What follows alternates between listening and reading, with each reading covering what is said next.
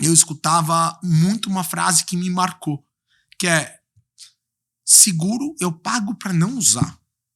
Seguro eu pago pra não usar. E eu ficava assim, caramba, eu acho que quem conseguir colocar uma solução pra essa frase vai se destacar.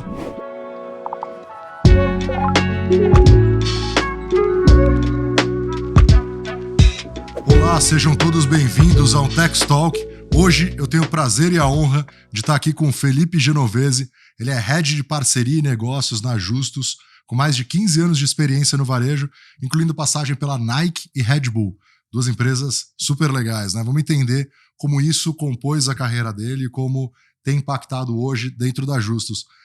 Ele sempre alcançou recorde de faturamento, né? Uma marca do resultado do trabalho dele, e nos últimos 3 anos atuou no setor de tecnologia, impulsionando vendas no iFood e também liderando o time de vendas no B2B para ClassPass no Brasil. ClassPass é uma concorrente do Gympass? É isso aí. É isso aí? É uma agregadora fitness americana que veio para cá para concorrer direto. Boa, vou conhecer mais.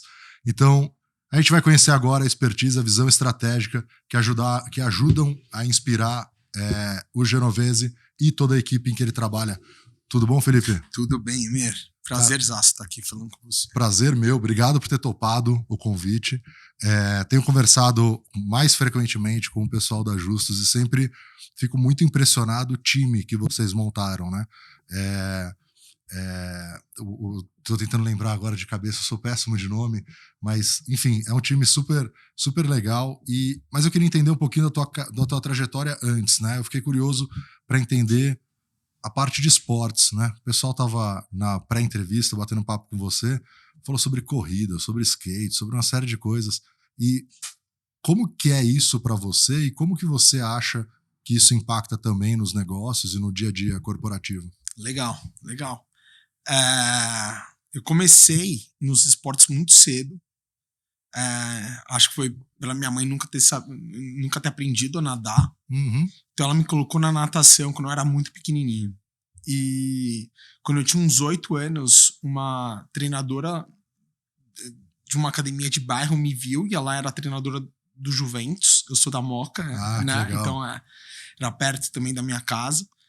E ela me convidou para fazer um teste lá e ver, enfim. E aí eu acabei indo e aí deu um super match, assim, sabe?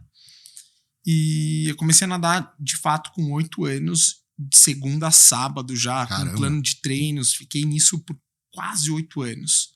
Então a natação me inspirou muito, né? Até porque eu não tenho nenhum biotipo de nadador, né? Quando você é criança, todo mundo tá meio que equiparado. Depois as pessoas vão crescendo, seus adversários vão crescendo, e eu não tenho um biotipo, mas 1,76.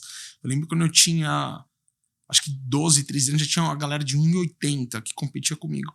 Então, você aprende sobre esforço, treino, você aprende também o que você precisa fazer, quais são os seus pontos fortes para você conseguir nadar em alto nível, mesmo contra as pessoas que têm um biotipo mais pró-esporte. Um tipo de facilidade ou apoio a isso, né? Isso. E aí, eu fui ficando mais velho, as coisas foram não acontecendo tanto, né, no esporte.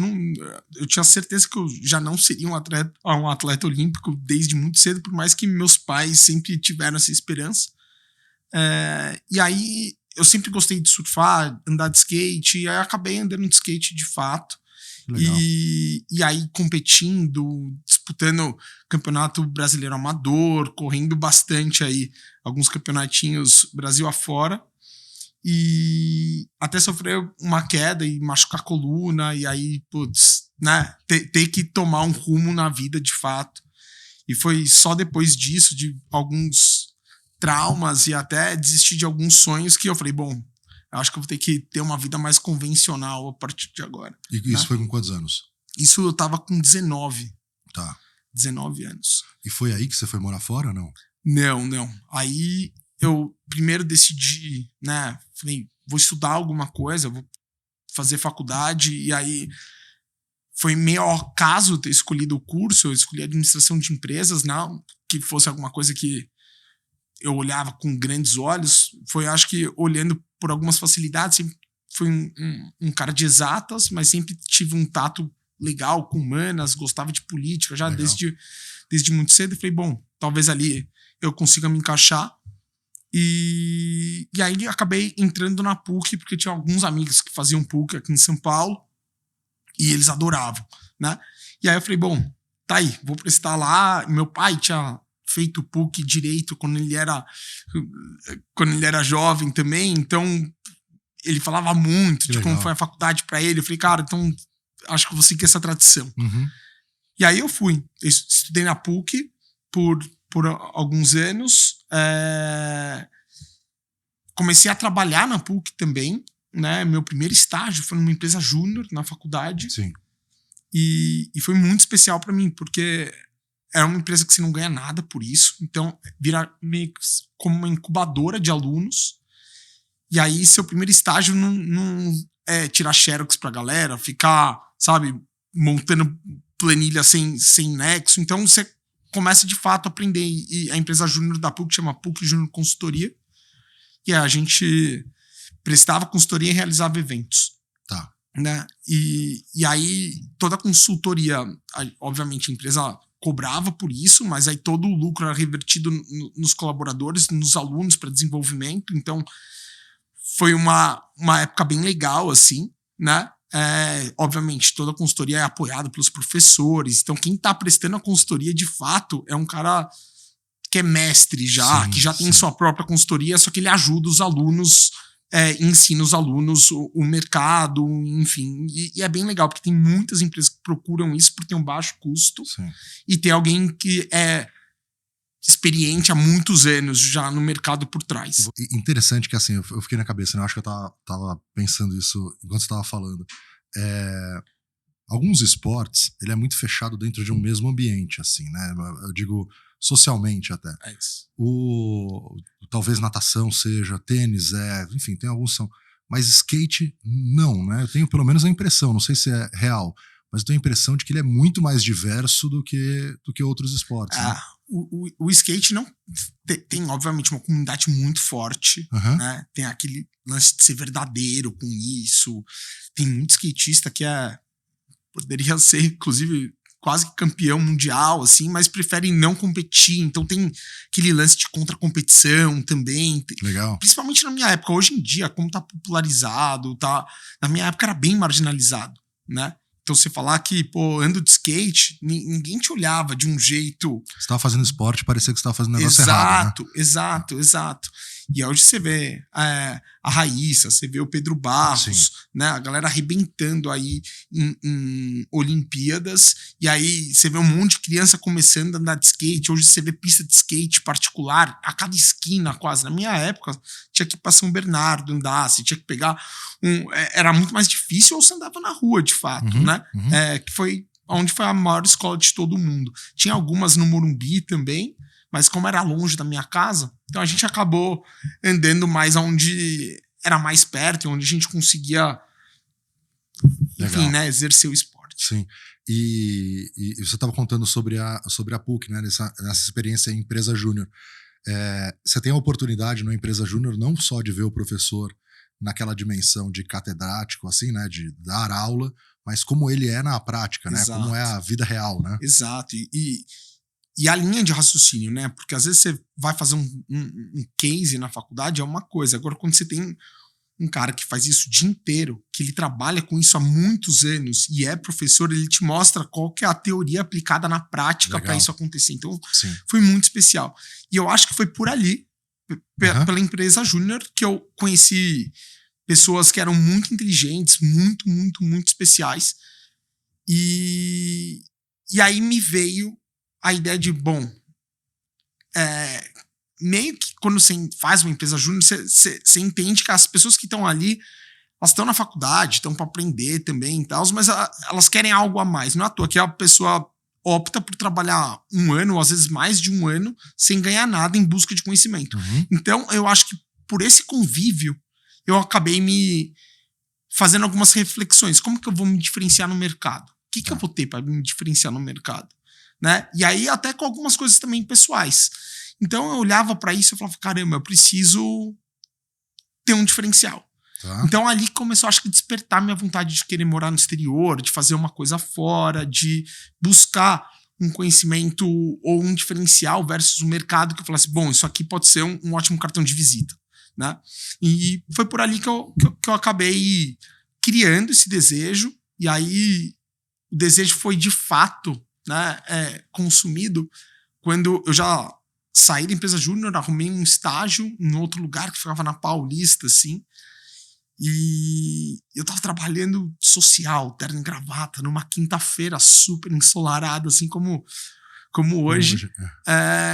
E aí eu tava na Paulista e aí eu vi uma galera andando de skate, correndo, sabe? E eu falei, caramba, eu acho que eu errei em alguma coisa, né? Acho que eu desisti de uma coisa que não era pra ter desistido, mas eu tinha uma limitação física depois, né? Do acidente, tive que fazer uma operação. Eu falei, putz, eu acho que eu errei. E aí começou a surgir a ideia de, falou, cara, eu queria fazer intercâmbio, vou tentar ir pra Austrália e vou ser feliz. E lá eu vou conseguir unir o que eu gosto de fazer. E aí eu lembro quando eu trouxe essa ideia pro meu pai de Austrália, foi um negócio que não foi muito bem aceito. Uma pela distância e outra que ele falou, cara, você não vai voltar mais se for pra lá. E meu pai sempre falou isso, né? Cara, todo mundo que eu conheço que foi pra lá não Você voltou é filho mais. único? Sou filho único. Sou filho único. Então, isso foi bem difícil, assim. Sim. E aí a gente começou a pensar, eu tentei uma bolsa na UCLA, que é uma universidade em San Diego, acabei não conseguindo também. E aí eu falei, caramba, tentei lá, eu queria ir pra Austrália. E a Austrália, meu pai, minha família é descendente de italiano. Então, por ser italiano e a gente ter o passaporte, tem um programa que chama Work Holiday Visa. Você consegue tirar e você tem 1 ano para trabalhar lá e você pode estender por mais 1 ano. Então tem alguns benefícios, acho que até 25 anos a pessoa consegue aproveitar esses benefícios. Então eu tava muito mais indo para lá, não só por isso, mas também por toda a parte legal, enfim. E aí meu pai falou, pô, você tá me dando essa desculpa que você tem que pular para esse benefício, por que você não vai para a Europa? Por que você não pensa em fazer alguma coisa diferente de lá, né? E aí, pô, também sempre gostei de música, e eu falei, cara, acho que talvez a Inglaterra seja o berço de tudo que eu gostava. Eu falei, vou arriscar. E aí eu tomei uma decisão muito importante na minha vida. Graças a Deus, eu vim de uma família muito legal e eu sempre soube que eu tenho um grande respaldo. Então, quando você sabe disso, também é fácil você arriscar algumas coisas, né? Sim. Então, me coloco bem na minha posição em relação a isso, mas pré-aí eu falei, bom, já que eu vou aproveitar para também trabalhar minha independência. Então eu peguei tudo que eu tinha de dinheiro, eu lembro, falei, cara, quanto que eu tenho? Quanto que dá para fazer aqui? Em Libra era muita mais coisa. Difícil, hein? Que na época o real era mais valorizado também, tá, sim, né? Sim. Mas era quase eu comprar dólar hoje, assim, tá. mais ou menos. E aí eu comecei a pesquisar uns lugares para estudar, tentei em 5 lugares, e aí tive a felicidade de, nas últimas entrevistas, conseguir ser aprovado nos 5 que eu queria. E aí eu tive a chance de escolher onde eu mais queria. Certo. E aí, onde mais me encantou foi a Escola de Marketing de Londres, né, que chama LSM, que ficava dentro da Birkbeck, que é uma universidade ali bem no centro, super bonita, aqueles campos igual de filme mesmo, assim, sabe? E aí, com as contas que eu tinha feito, eu consegui pagar, tinha dinheiro para pagar os meus 6 primeiros meses e passagem e 3 meses de hospedagem. Aí eu descobri que não era tudo isso, porque tinha um depósito. Então, quando caiu isso, eu falei, bom, preciso fazer alguma coisa. E aí eu comecei a trabalhar, né? Fiz de tudo que você pode imaginar. Cozinha. Eu fui gari do Hyde Park, então eu limpava banheiro lá. Fiquei amigo, cara, de moradores de rua, né? Porque na verdade eu limpava o banheiro e eles usavam também. Então foi um negócio bem especial, sabe? Um negócio que eu jamais teria vivido se eu tivesse só ficado aqui. E quando eu fui de peito aberto para isso, eram experiências que eu falei, vai ser importante para minha vida, né? Eu lembro quando eu falava isso pra minha família, eles falavam, não, pelo amor de Deus, por que você tá fazendo isso? Você não... Eu falei, não, porque eu quero viver com o meu dinheiro, eu não quero pedir nada, e aí foi. Então, com 2 semanas, eu já trabalhava de madrugada, distribuindo panfleto para uma casa noturna que chamava Fire, que ficava ali em Stockwell. Depois consegui o trabalho numa cozinha como runner de um restaurante, que o runner é abaixo de garçom. Então você pega os pratos sujos, corre com o prato sujo, monta o prato limpo, dá pro garçom, o garçom serve. Né? Tá. Então é um negócio que é muito corrido. E aí eu tinha 2 trabalhos, larguei, depois fui trabalhar numa cozinha de um restaurante chinês, só de sobremesa, era o melhor restaurante chinês da Inglaterra, chamava Yaowacha. E um monte de celebridade comer lá, e eu trabalhava na cozinha como ajudante de chefe, fazendo macarrons. Por mais que era chinês, como a cozinha toda trabalhava em franceses, então a maior parte dos doces eram da patisserie francesa, de fato. Então foi muito legal. Então eu aprendi muita coisa. Quanto tempo você ficou lá? Fiquei quase 3 anos. Pô, bastante. Foi bastante. Que legal. Foi bastante. E foi lá que você começa a trabalhar na Red Bull? Foi. Então, basicamente, a gente faz na faculdade, né, como é que funciona? Você tinha que fazer 2 testes por semestre e 2 assignments que se assemelha como se fosse um TCC no Brasil. Então, são trabalhos como se fosse de conclusão, só que ao invés de curso da matéria. É bem extenso, bem complexo, são como se fossem 2 mini TCCs. E aí um deles eu escolhi a Red Bull por escolher, como sempre gostei de esporte e sempre foi uma marca que eu admirei. Eu falei, bom, né, vou tentar fazer alguma coisa. Aí eu fui atrás de uma pessoa, atrás de outra, atrás de uma pessoa, e aí eu também dava bastante festa na época lá, por morar em República, essas coisas. E aí acabei conhecendo e tive um convite para fazer uma parte de internship lá, que é como se fosse um estágio. E foi muito, muito, muito especial. E aí, depois, né, de quase um ano assim, eu resolvi voltar para cá, né? Acabei meus estudos lá, resolvi voltar. Como eu mesmo te falei agora, sou filho único, então para os meus pais é algo importante eu estar perto, e meus pais, eles me tiveram mais velhos, então e aí eu tive um problema pessoal com uma tia que ficou doente, e eu vi o sofrimento do meu pai e falei, cara, vou voltar. É hora de eu voltar. Legal. E aí nessa hora de eu voltar, eu consegui ser um embrião de um processo de trainee ainda na Red Bull. E deu super certo, assim, né? Então a gente organizou as coisas e a gente tocou. Né? Que ano que era quando você voltou pra cá? 2010. 2010. Era, assim, começo da Red Bull aqui, né?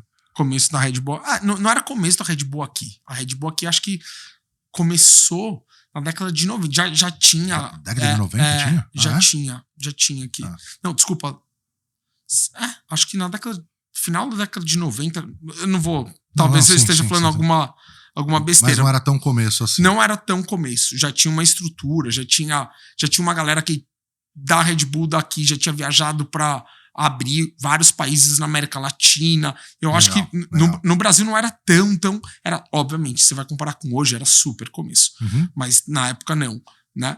Então foi algo super especial. Então a gente sentava no último andar só com os diretores da América Latina, e eu e outro amigo que é um dos meus melhores amigos até hoje. Então a gente era quase que 2 crianças no meio daquela galera super, super sênior. E aí foi muito importante pro nosso aprendizado conhecer essas pessoas. Essas pessoas tinham uma mega admiração por a gente também. Na Red Bull você aprende muito como fazer as coisas na prática, você aprende a colocar uma ideia para acontecer, e aí a gente foi trilhando bastante coisa lá dentro, e eu passei lá com toda a parte do canal noturno para América Latina. Tinha a época que eu viajava, ficava 3 semanas fora do Brasil por mês, 1 semana em cada país. Então foi muito especial, foi acho que uma das maiores escolas que eu tive, assim, foi lá. A gente estava conversando um pouco aqui no off, né, e falando sobre a Red Bull e contando um pouco dessas características, né, de você entender como o que é importante para sua marca, entender como que o público conseguiria contribuir para isso. Aí o exemplo que o Felipe me deu foi a questão da lata, né?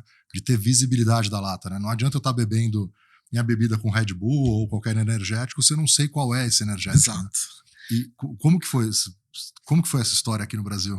Cara, essa história, eu cheguei, ela já existia, né? Mas um dos grandes desafios da Red Bull global para o segmento da noite, então bar, balada, hotel, restaurante, festivais, as pessoas não se importavam com a lata. Então ela pedia um drink, o barman ia lá, montava o drink pra pessoa, entregava o copo e guardava a lata, porque sobrava, e aí ele usava essa mesma lata para fazer outros drinks. O que acontece? A Red Bull vende menos, assim, né? Pro estabelecimento. Vendendo menos pro estabelecimento, eles têm uma maior maximização de lucro fazendo isso. E aí um dos pontos era, bom, se alguém compra um drink, ele quer a experiência completa. Então tinha um dos principais KPIs da empresa, era entregar a lata e fazer o serviço perfeito. Tá. Aqui no Brasil, isso nunca foi um problema, porque teve um diretor que veio já da indústria de bebidas, já, né, trabalhou na Pernod Ricard, e ele conseguiu criar tudo isso aqui. Ele, de fato, ele fez ser um diferencial, um copo de vodka com um Red Bull embaixo, assim, sabe? Então, aquilo virou um objeto de desejo, aquele objeto de status.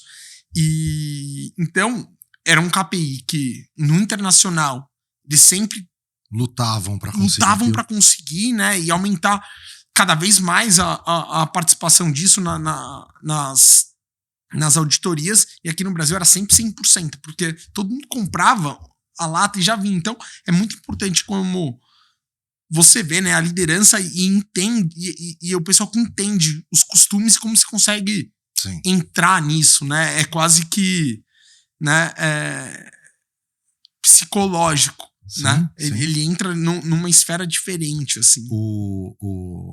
Como que você vê, Felipe, aí a gente puxando também para Justus, né, onde você está hoje, e tá desde o começo, né, desde a venda das primeiras apólices, como que você vê o mercado de seguros, né, tem a expressão, né, que se usa muito, né, que não é sexy, que as pessoas compram para não usar, que, enfim, todas essas expressões que a gente conhece que transparecem muito que é algo necessário, mas não é algo que eu tenho prazer, ou que eu quero, ou que eu me orgulho.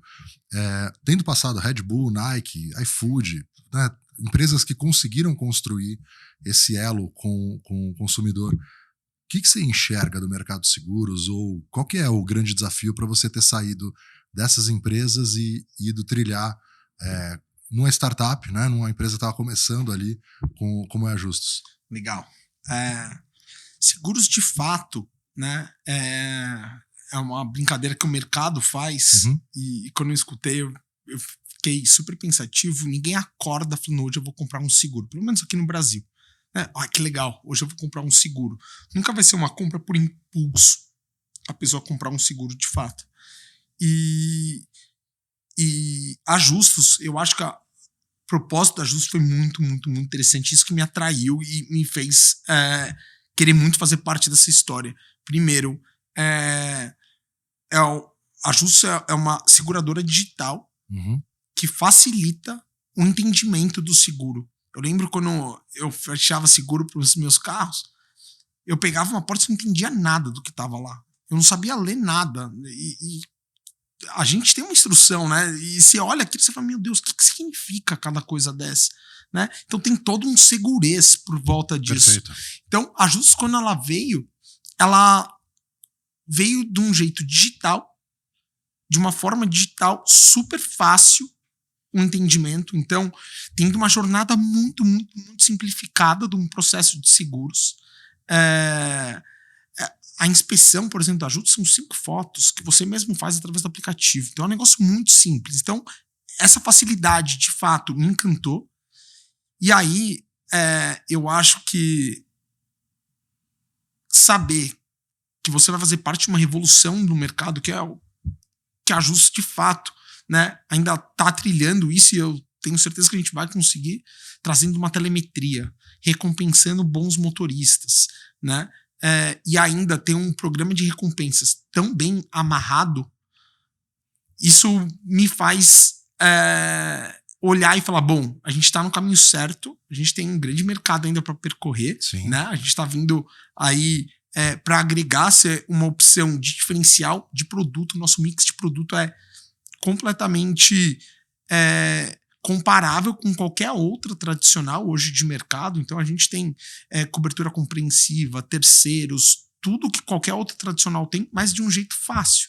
Então, em resumo, eu olho para Justus e a gente trabalha lá dentro para, de fato, a gente ser cada vez mais atrativo, tanto para o consumidor final, quanto também para a venda do corretor, né? Então, a gente hoje tem o corretor como nosso principal elo, né, de expansão, de comercialização do produto.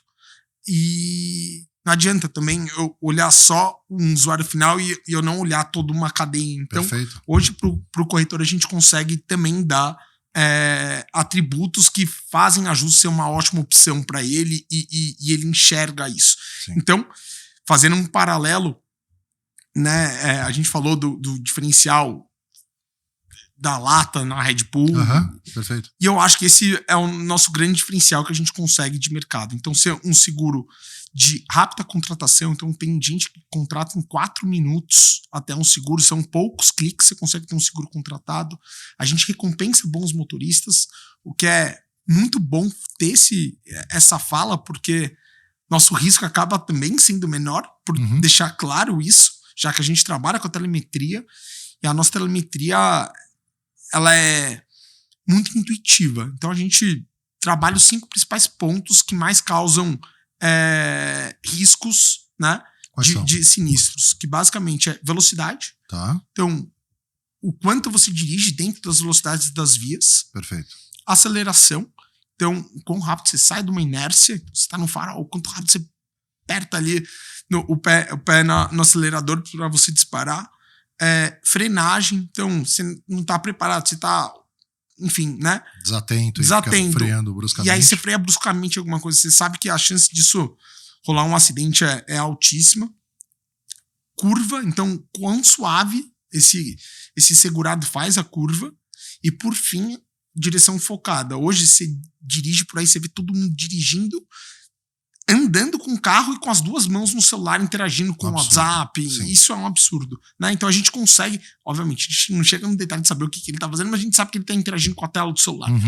E aí, tudo isso gera e compõe um risco da pessoa. Então, quem consegue me entregar mais esse risco, um melhor risco disso, quer dizer, eu divido isso com o segurado também. Então, se me dá menos risco, eu vou te dar um desconto. Eu cobro menos, que é esse desconto. E a gente consegue chegar até 30% de desconto de um mês pro outro. O segurado, o corretor, vendeu um contrato com a Justus, ele vai começar pagando determinado valor, R$100, ele sabe quanto ele está pagando, e o que pode acontecer a partir daí é diminuir esse valor, é isso? Diminuir esse valor, exatamente. O valor subir, acontece ou não? Valor subir... hoje pode acontecer, eu não sei. Pode acontecer, mas é 0,2% da nossa base que isso aconteceria. Então, normalmente ele cai o valor. Cai ou fica igual ou cai. Ou fica igual ou cai. Tá. Né? E a outra grande facilidade da Justus, a Justus é um seguro recorrente mensal. Então, você contrata a Justus, não tem nenhuma letra miúda de taxa de cancelamento, de nada disso, né? Então, você contrata a Justus, a gente cobra todo mês o seu cartão de crédito como se fosse uma assinatura do Netflix, né? Então, eu não consumo o seu limite de crédito do cartão. Ah, legal. Então, isso é muito importante. Não são 12 parcelas. Não são 12 parcelas, né? Sim. Cada parcela é isso. Por isso que eu consigo fazer esse desconto de uma forma bem fácil. E, por fim, quando você contrata um seguro mensal, você sabe que todo mês você tem suas coberturas renovadas também. Sim. Então, você fecha um seguro anual, você pode usar assistência 3 vezes por ano. Cara, meu seguro é mensal. Então, todo mês você vai poder usar a sua assistência. Então, isso você aumenta a gama para o cliente se sentir mais seguro. A percepção, né? De valor daquele produto, né? Felipe, uma dúvida.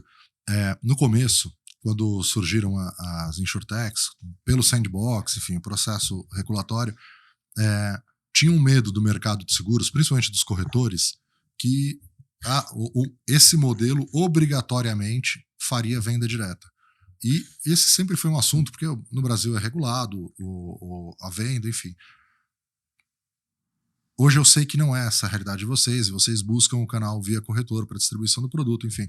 Mas como que você, falando, né, para o nosso público, que é em grande parcela são corretores de seguro, como que você vê isso? Assim? Quais são as adequações necessárias, né, que vocês tiveram que fazer? Como vocês entendem hoje o corretor de seguros dentro da cadeia do seguro? Ótimo ponto, Emir. A gente entende da seguinte forma: a gente passou 2 anos fazendo uma venda direta, porque a gente não dava para você espalhar o produto se não tivesse 100% pronto para isso, né? Perfeito. Então a gente ficou 2 anos trabalhando numa venda direta para a gente conseguir modelar o produto e ele ser facilmente escalável na mão do principal canal de vendas, que hoje é o corretor, né? Então, nesses 2 anos, o produto mudou muito, né? E hoje, né, a gente lançou para o corretor oficialmente agora em janeiro desse ano. Legal. E a gente se sente super, super, super confortável em dar esse produto na mão dele, porque é um produto muito fácil de comercialização, né?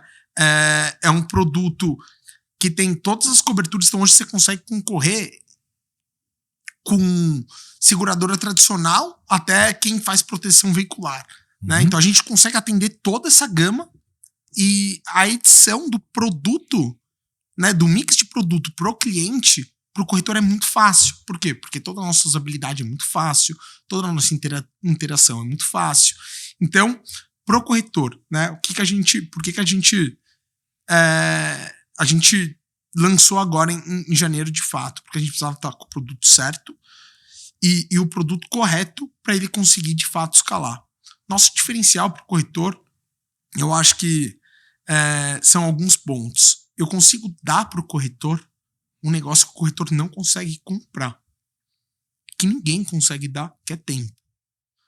Então, o universo do corretor, basicamente, ele tem um mega esforço para fazer captação de lead, de cliente, e trabalhar esse cliente para fechar com ele. E todo ano, o corretor ele tem que ter esse mesmo esforço com o mesmo cliente que está já na carteira dele. Então, olhando para isso, a gente traz com seguro mensal, que é automaticamente renovado, mês a mês. Então, meu 13º mês, ele não se diferencia do meu 12º mês, que não se diferencia do meu 14º mês. Então, a gente evita hoje que o cliente ele começa a pensar também, porque o cliente também é ruim, né? Todo ano ele fala, março, vou ter que renovar meu seguro. Isso. Né? Isso. E pro corretor também é um momento de caramba, março eu vou ter que fazer tantas renovações de seguro. E aí o tempo que ele gasta, que ele investe fazendo isso, com a gente ele não precisa, porque a gente consegue dar essa recorrência. Perfeito. E aí o que é muito legal? A gente já tá vendendo há quase 2 meses e meio e a nossa aceitação está sendo super, super, super, super legal, né? Isso muito por conta de atributo. Então, a Justus hoje traz uma tecnologia diferente. Então, a gente traz uma proposta de valor diferente do mercado. Porque hoje o corretor, o mais difícil para ele é conseguir novos leads, novos clientes. Sim. Né? E muito por conta disso, isso muito por conta dos produtos que estão disponíveis na mão do corretor. A Justus vem exatamente para a gente quebrar um pouco esse fluxo. A gente vem com um produto super diferenciado, super atrativo, tecnológico, gamificado, né? E aí a gente acaba atraindo também uma nova identidade de cliente. Sim. E aí, dando alguns números aqui, eu tenho mais de 60% dos meus clientes hoje na Justus ativos nunca tiveram seguro antes. Então, eu entro... tirando de algum lugar para colocar. Exato, ali, né? São óbvio, pessoas que não consumiam em alguma medida. Exato. Então, óbvio, eu tenho produto suficiente para a gente concorrer com as principais hoje do mercado, né? Sim. Mas meu produto, como ele é editável, eu consigo concorrer com todo mundo. E para esses 60%, geralmente a gente tem um público aí numa faixa etária até seus 40 e pouquinhos anos. Então, desde aquele jovem que ele vai contratar o seguro e vem aqueles preços absurdos, a gente consegue trabalhar muito bem ele. Porque nossa concepção de risco, óbvio, né, não vai só com CEP, com gênero, com idade, né, com CPF. Tem uma individualização. A gente consegue individualizar esse risco com a telemetria e saber como esse risco de fato se comporta. Uma dúvida, nesse modelo de mensal, o corretor também é remunerado mensalmente? O corretor é remunerado mensalmente. Então acaba virando uma renda passiva até para ele e uma bola de neve que só vai crescendo.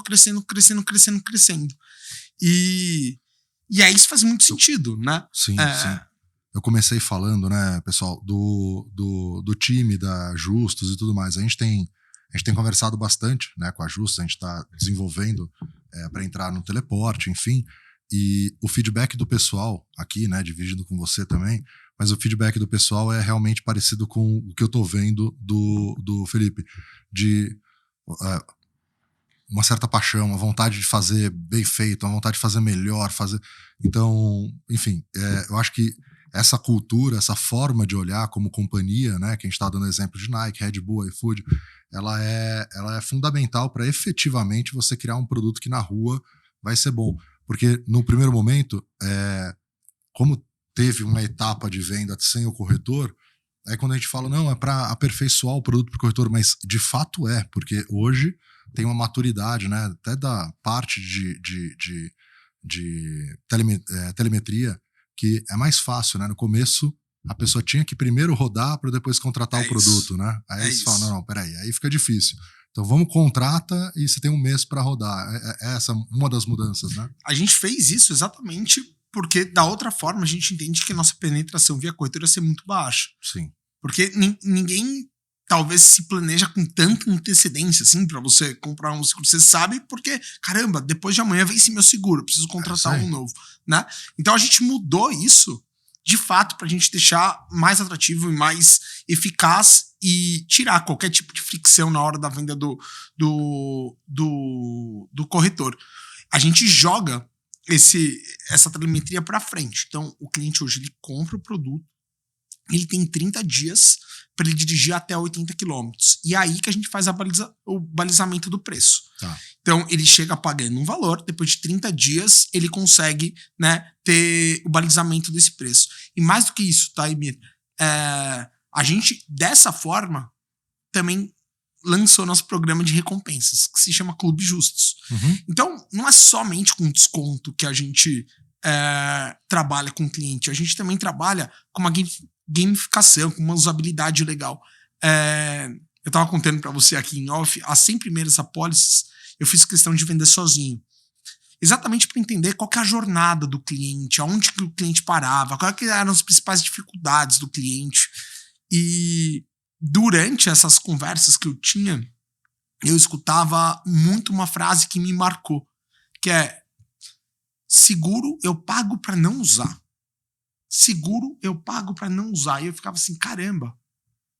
Eu acho que quem conseguir colocar uma solução para essa frase vai se destacar. Legal. Né? E o Clube de Recompensas é exatamente isso. O Clube Justo é exatamente isso. Porque hoje a gente consegue dar pontos semanais para os nossos segurados e eles conseguem trocar por iFood, por voucher da Uber, por gasolina no Abastece Aí, que é um dos nossos parceiros. A gente também está entrando com outros. Pontos na Livelo. Então, você trocar isso por milha no final do ano também para você fazer sua viagem. A gente consegue fazer tudo isso. E aí, a gente aumenta nosso engajamento junto com o cliente. A gente entrega uma proposta de valor justa para esse cliente de fato. Porque ele vai olhar e falar, cara, eu não tô só pagando seguro para o meu momento de vulnerabilidade. Sim. Eu também tô pagando seguro e olha o que eu tô tendo de recompensa. Que eu tô investindo e não tô usando, exatamente. Eu tenho um benefício, né? É isso. Então a gente vem, além dos 30% de desconto do mensal, a gente também vem com todo o Clube Justus para o motorista e o segurado conseguir de fato, né, colocar esse eixo de pé, que é pago seguro na Justos para usar. E você usa para você se divertir, né? Para você se locomover, para você abastecer seu carro. Cara, aqui a gente de fato pensa em várias opções para melhor agradar o segurado. Me fizeram uma pergunta, eu não sabia responder, aproveitando agora com você.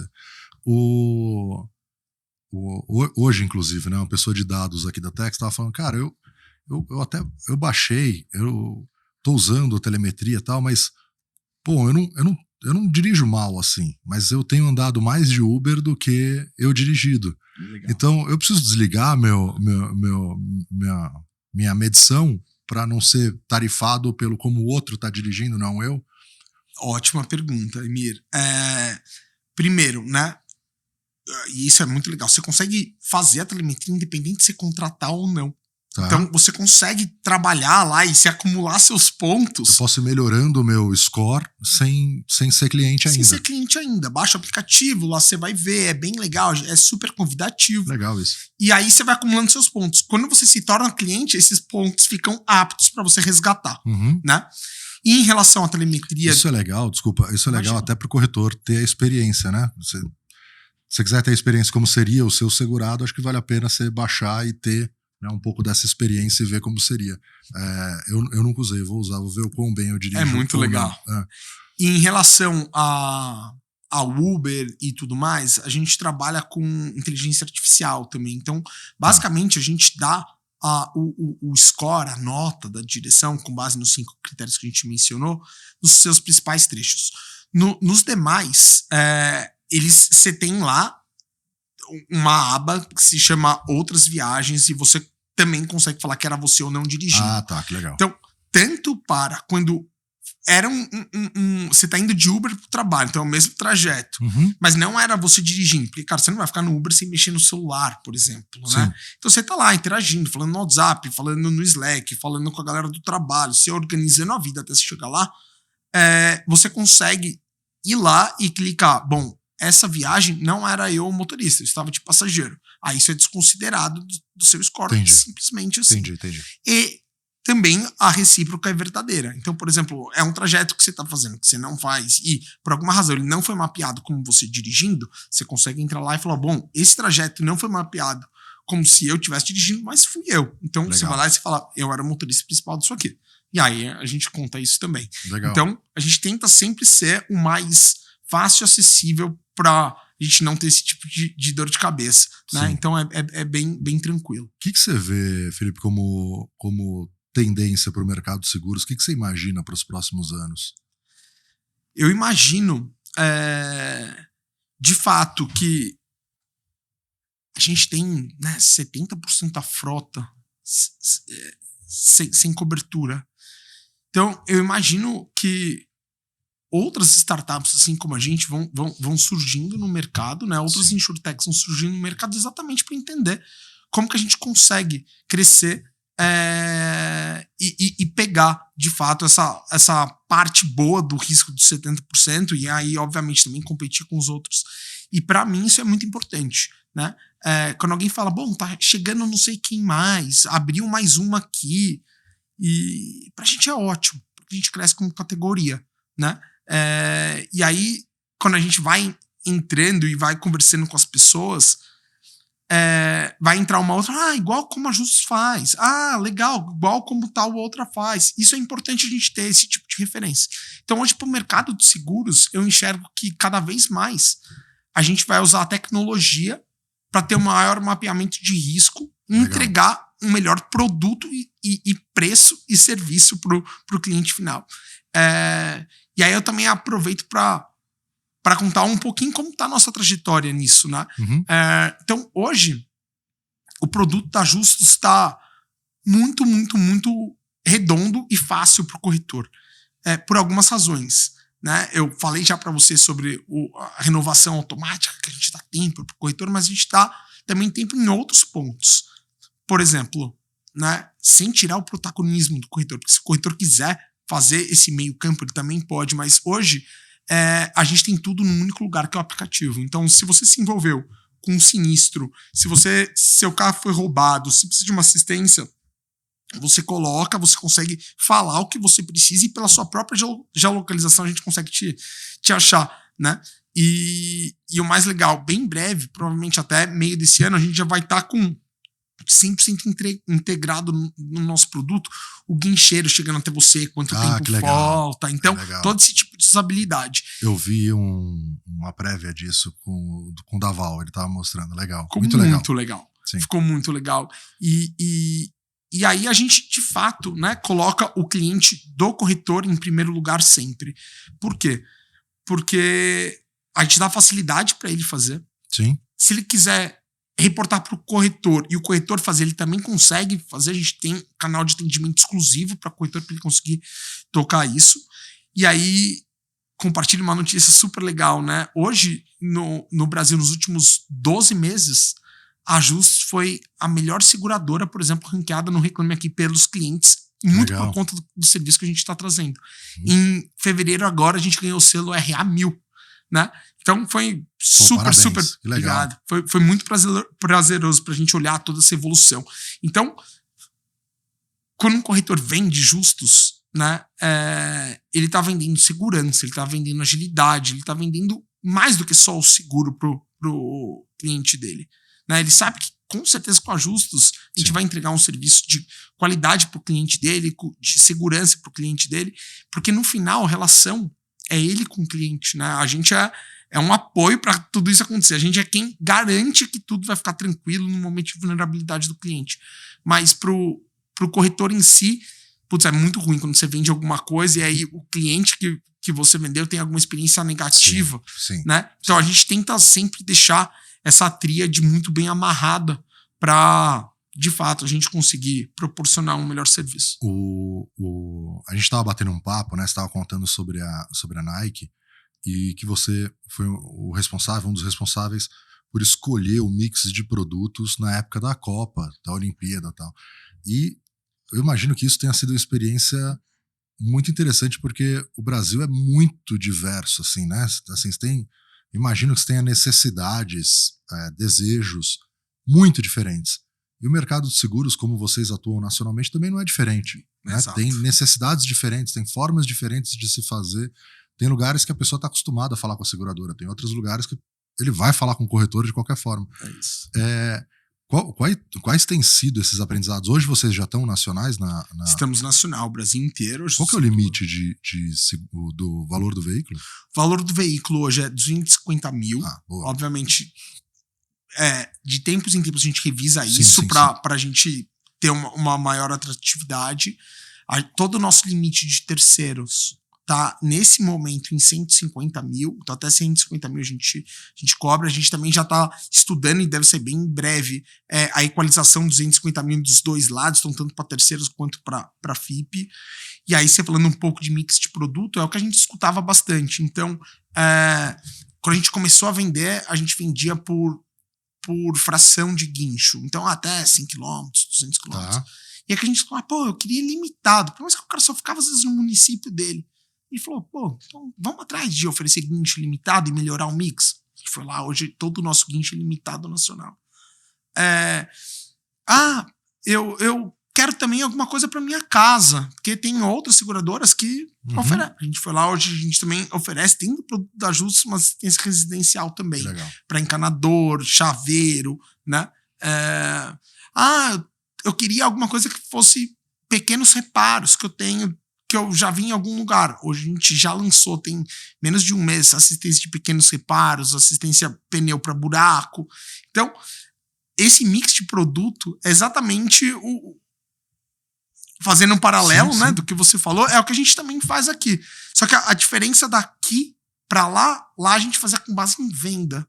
Aqui eu faço com base em escuta ativa. Perfeito. Seja do corretor ou seja do cliente. Então, a gente entende qual que é o melhor produto que eu consigo colocar na mão do corretor para ele sempre estar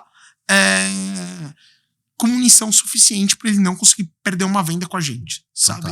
Fantástico. E, Genovese, você já teve alguma experiência acionando o seguro, seja agora com a Justus ou mesmo antes como consumidor? Eu tive algumas. Acho que a mais inusitada foi uma vez a gente era jovem, assim, eu tinha meus 20 e pouquinhos anos, ainda não trabalhava com seguros.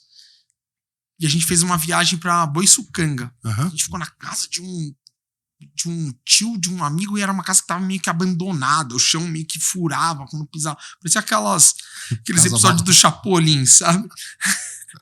E a gente foi pra surfar, enfim, então a gente não tava ligando muito pra casa. E na época, né, você colocava o som no carro. E aí a gente eu fui com o meu carro, abriu, não tinha som, mas você abre as portas, porta-mala, pro som dar uma ecoada, sabe? O som era aquele sonzinho normal. E a gente deixou lá o som torando à tarde, a gente fazendo uma carninha depois de ter ido pra praia. Até que, na hora de ir embora, a bateria não funcionava mais. Pro guincho chegar lá onde a gente tava, era super inóspito, assim. Aí foi um... Muito tempo esperando. Muito tempo esperando. Um ponto que marcou. E na época a gente ficou desesperado, porque já era muito tarde de um domingo, já era pra estar em casa.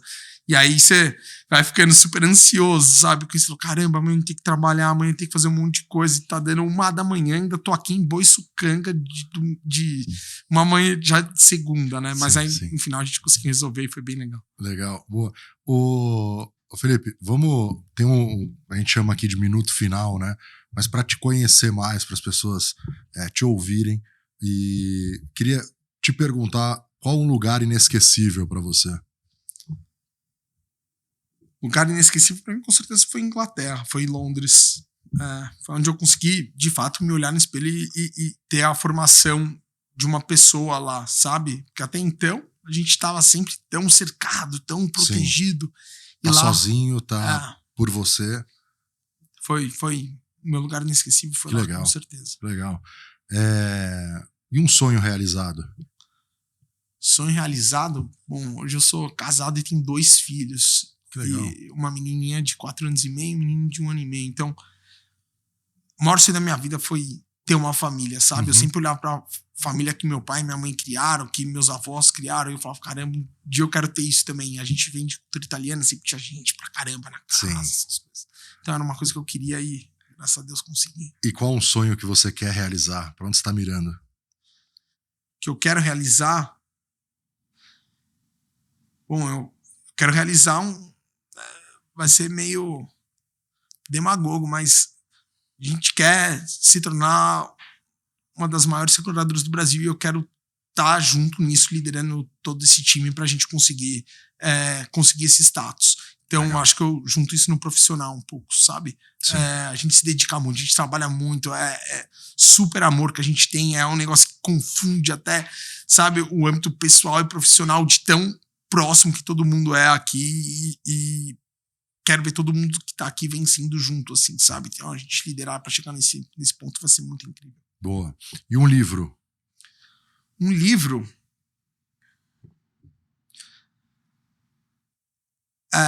Tem um livro que eu gosto muito, eu não vou saber o título em português, então te peço desculpas. Depois a gente coloca. Tá? Chama The Hard Thing About Hard Things, Ben Horowitz. Legal. Cara, pra mim é um livro que me marcou muito. Você saber que não tem uma resposta fácil pra muitas vezes na sua vida e cara, foi um livro que me marcou muito, assim, sabe? Muito bom, muito bom. E um filme, Felipe? Com certeza, Poderoso Chefão. Acho que é a segunda vez que aparece Poderoso Chefão. Não, porra, maravilhoso. Né? E um ídolo, você tem alguém que você tem como ídolo? Tenho. E alguém que é minha avó, assim, sabe? Eu convivi com ela só até 7 anos, mas minha avó perdeu meu avô quando meu pai tinha 3 anos e os filhos dela tinham 9 e 10.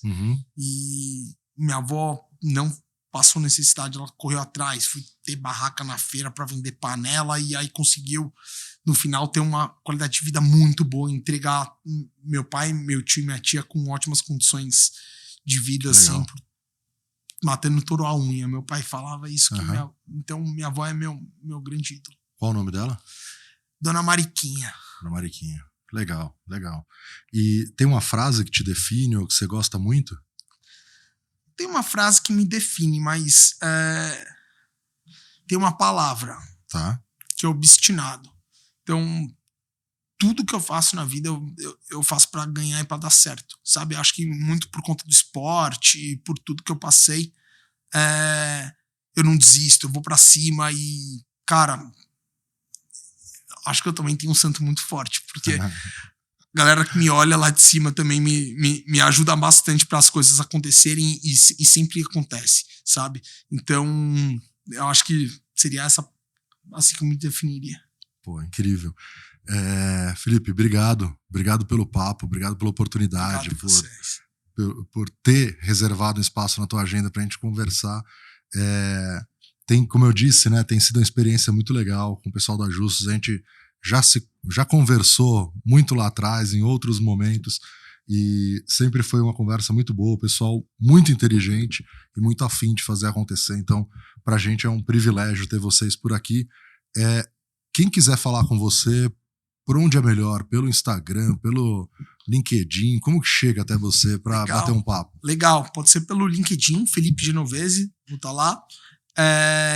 E aí todo mundo que é corretor, que quiser também falar com a gente tem canais, me chamem lá no Instagram e aí eu disponibilizo os canais legais aí pra gente bater um papo e apresentar para vocês aí toda a nossa solução. Boa, boa. Em breve, se já não tiver, depois dessa nossa conversa, em breve também no Teleporte. E obrigado, parabéns pelo trabalho, pela trajetória, e a gente se vê na próxima. Valeu. Valeu, pessoal.